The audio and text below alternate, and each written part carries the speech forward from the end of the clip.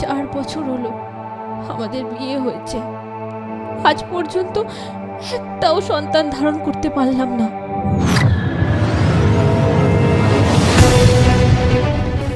হ্যাঁ, ডাক্তার কি বললো? ওই একই ব্যাপার, গ্যাসের প্রবলেম। আরে বাবা, তোমার দুই বোনের মহামিলন দেখতে দেখতে আমি যে থার্ড পার্সন হয়ে যাচ্ছি।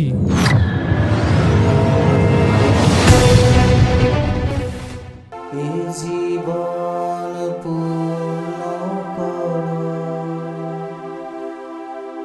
জীবন পূর্ণ করো। দরকার পড়লে আমরা জীবন একটা অনাথ আশ্রম থেকে, সে ছেলে হোক বা মেয়ে যাই হোক, দত্তক নিয়ে নেব।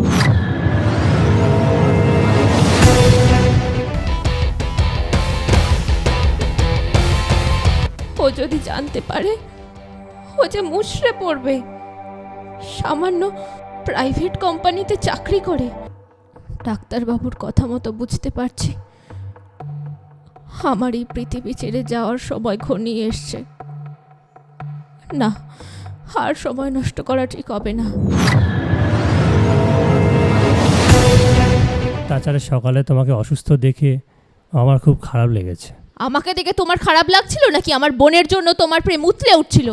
বৌদি, আমাকে একটা কাগজ আর কলম দেবে?